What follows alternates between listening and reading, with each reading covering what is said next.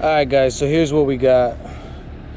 It looks like it's made out of galvanized steel, not stainless. And this door latch came off, so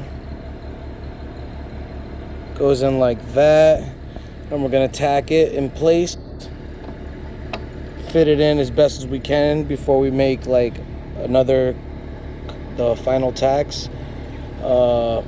Bend it right, and then, you know what I'm saying, weld it all up. Let's set up this grinder, huh?